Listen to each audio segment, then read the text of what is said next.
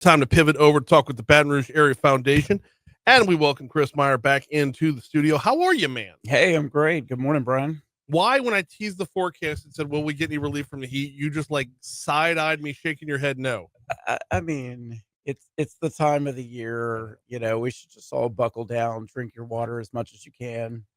It's going to be hot out there. Yes, it is. All right. We've got numbers. We've got data. We've got a report on early childhood education. And it looks like we need to do things better on a local. I tell you what, before I get into what we need to do, tell me all about the report, how it got started, and what we learned.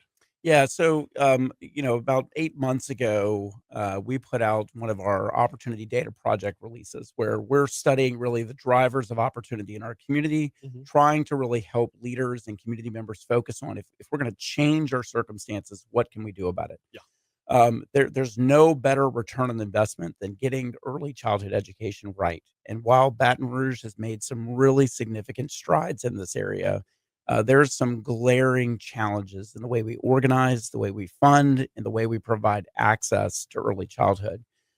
We were finding that about half of our kids who come from disadvantaged backgrounds were not showing up ready for kindergarten. Nearly 40% of kids who were attending Head Start centers, which is some of the most well-resourced early childhood spots in our community. Unfortunately, 40% of those kids were showing up and literally scoring a 0 on their kindergarten readiness assessment, meaning they didn't understand basic letter sounds. And you really wonder what they had been doing at the cost of nearly $13,000, $14,000 a child. So all of this is things that, maybe it was new to me and new to members of our sort of task force, but under the leadership of folks from the council, the school superintendent, the mayor, providers, families, others, we all got together and said, well, what do we need to make of this? Because when you look at the way we fund early childhood education in this community, it is siloed, it is bifurcated. It's very confusing for families. It's very confusing for providers about how do we connect the dots and prepare all of our kids for a great start at education and life. Okay, I'm glad you started with the accountability part of this. I'm glad you mentioned that in that ramp up here. $13,000 to $14,000 per child. This is what gets people jaded. Yeah, this is what gets people turned off and dialed out. And when you see the results, the ability to see the results and react to the results, rather than just doing the same thing over again, throwing good money after bad. So, what do we do with it, and how do we go about providing greater access to better early childhood education? Yeah, and look, I'm not going to try to send you off into a rant this morning, but in Head Start in particular, you inevitably do every time you're on. It's going to happen, but we're going to fix it. We're going to fix it. I mean, the worst part of Head Start is we were only serving about half the kids that we were eligible to receive funding for. So we were turning back enough funding for about 600 kids, just telling the federal government, no, thank you. Send that money to Mississippi or Texas or Arkansas. We don't want it here in Baton Rouge. So we weren't even able to organize, even though we were getting bad outcomes, we weren't even to organize ourselves well enough to receive all the money that we qualified for as a city. So the dysfunction on top of dysfunction was clear. And that's not to blame anyone, but it really is to say enough was enough. This task force gave us kind of the moment to say, we know we have to do things differently. How do we do that? And fortunately, there are lots of communities around the country that have figured out ways to unify and better coordinate their funding streams, their providers, and most importantly, give families real choice and access that leads to better outcomes. Turning back funding versus taking the funding and wasting it. I mean, that's kind of 6 and 1/2. I know mean, it's like every time I buy lettuce, thinking I'm going to eat a salad, and then I throw away bad lettuce.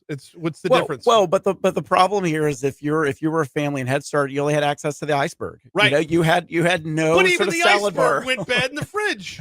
All right, but here's what we can do about it, and this is where I think there is such strong momentum in our community that everyone needs to pay attention to.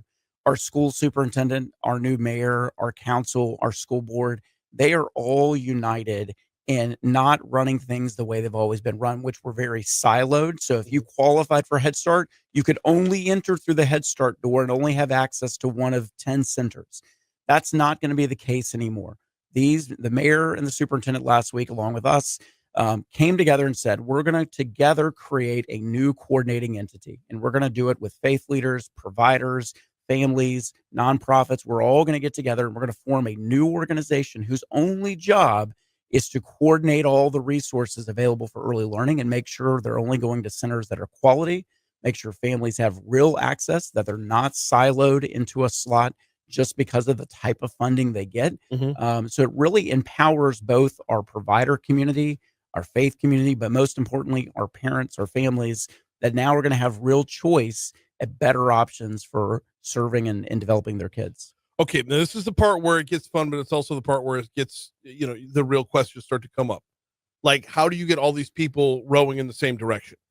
Well, the good news is in Baton Rouge, the two main decision makers about how public funds are allocated to early learning, it's the mayor's office and it's the school superintendent. Okay. So when you have the two of them stacking hands and saying, we're going to do it differently, that is amazing as public leaders, a very selfless act to say, we know it hasn't been working as well as it should. Again, we've made a lot of progress, but we're not taking advantage of what a lot of other communities have figured out. Communities like Denver, communities like Tulsa, even communities like New Orleans. But I know we don't always like to point to our sister city down the river. So let's go look elsewhere and figure out where they've really created universal access for families. And more importantly, more kids showing up day one ready for kindergarten, which, as we've talked about in our studies around how kids either stay on track or they get off track, and we know what happens when they get off track. These types of investments early will make a monumental difference down the road. I mean, look, talking about pointing down the river to New Orleans, they can't accurately count how many people break out of jail. So I'm just going to leave that one out there. Had we made those investments earlier. All right. Oh, goodness. How much does it help that our mayor president has an educational background, that he was a coach and a teacher? I mean, look, he visited a Head Start classroom or a Head Start center week one, and he called me after and he said, we have to change this. So he was a part of his team. Technically we'd started this task force under the previous administration.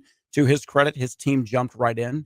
They studied the issues. They went, put their own eyes on it, and coach himself said, this has to change. How do we do it better? So he knows the best investment we can make as a community is in developing our young children. You mentioned at the top of the show, unfortunately, Dr. Tate's going to be leaving LSU. He's talked for a long time about building a brain regime in a community. And really, there's no better point of what a community is than building up the next generation. And if we know we're not spending our dollars as well as we can to bring all of our kids to day one readiness in kindergarten, again, only half our kids show up ready. Right. That's atrocious. It is. We can fix that. Yeah. It is fixable. Kids are sponges. They are eager and ready to learn. We just have to support them. And frankly, we can get more providers, more faith-based organizations, small businesses that want to be in early learning and development to frankly come forward and be part of the solution. Chris Meyer from the Baton Rouge Area Foundation is in with us talking about a pivot in early childhood education. All right. The next question is going to be about funding. Do the same Head Start dollars move over, or are we going to have to find new revenue streams? Yeah. So, the good news is we basically have enough money in the system now to make sure that every 4-year-old that needs access to early learning slots could be funded. Dropping down to 3-year-olds and younger, that's where our community is going to have to figure this out. But the first place is, if you're not spending your current dollars well enough, we shouldn't be asking for more, reallocating more to something that's not working for everyone. So the first part is, let's coordinate, let's braid the funds together, which you're allowed to do. We've taken a lot of steps. Again, communities like in Jefferson Parish, in New Orleans, in Shreveport, they're figuring this out. We're the capital city. We can do this. So that's step one. Long term, I do think there is a big question for our community is, where's the best investment we can make as the public in building a future for our city? Right. And I personally think that investment is best placed when we put it in the development of the brains and the talent and the people of our community. And that starts with our youngest learners. How do we get buy-in on, okay. So yeah, funding is going to be a big question we talk about over time. Because you have to have buy-in in the value. You have to have buy-in. You got to show that it works. And we know it works. If what we've been doing hasn't been working, right, then convincing that we've found the right answer this time around, that's the tough sell. when you have with early childhood education, you get out what you put in, and those that want to invest in their children have. I mean, Head Start is one thing, but I'll speak for it all day long. Yep. Knowing the difference between sending my kid from daycare over to school at 3 versus daycare over to school at 4. Yeah. The difference is all the difference. Yeah. And the good news is, I mean, part of our opportunity data project is we now have access to the data where we can follow kids from where they went to early childhood learning and development, wherever that was. We can see how they scored in their kindergarten readiness assessment. We can see how they score in first grade. We can see how they score second, third. So you can see longitudinally how kids are progressing. And it is true. Kids that go to higher rated early learning centers end up starting off better. They stay on track despite some of the other sort of pools and obstacles that might be in their way. So we know it's possible for any kid from any background to achieve educationally. But the difference maker is, are they in a quality center? And right now, we don't allow access to all our quality centers. We don't incentivize our quality centers to grow because we keep siloing funds. Timelines. When can we see this start to get rolling? Yeah, so look, we think you're going to see an announcement later this summer on the creation of this new coordinating entity. We have some pilots underway where we're going to begin giving some families access to more diverse learning spots. So look for an announcement later this summer. There's a founding group of community leaders that are going to be getting together to kind of serve as a founding board and to help organize this effort. So again, this is going to be a community-wide effort to improve and invest in our early learning options, something that we can take charge of, we can fix in a short period of time in our community. Last one before we get you out of here. And the how does this tie back into, we've had the conversation before about workforce development. Yeah. And how I don't like this angle because it diminishes the role of the educational part of this. But putting kids in school at 3 frees parents up to go work. Oh, it goes hand in hand. I mean, Yes. This is so fundamentally, when we talk about it, a whole of community effort, our business community is going to be pivotal. This works hand in hand. And if we can make it a high quality early learning opportunity, we are just multiplying the impact over and over. And again, other communities have figured this out and have gotten 70, 80% of their kids on track from day one. That is an easy goal for us to hit as a community. Which I love. I'm always hesitant to bring it up because we talk all this about the developmental, the development of the child and how it's pivotal at this time, and the education is real. But when you talk about it from a workforce standpoint, you run the risk of diminishing the value of the education to make it sound like babysitting. It's both and look, is. we're gonna call on our business community who continually steps up for Baton Rouge to be part of the solution. So place sort of learning centers, others, we're gonna really expand these opportunities. He's Chris Meyer from the Baton Rouge Area Foundation. I always appreciate your time. Thanks, Brian.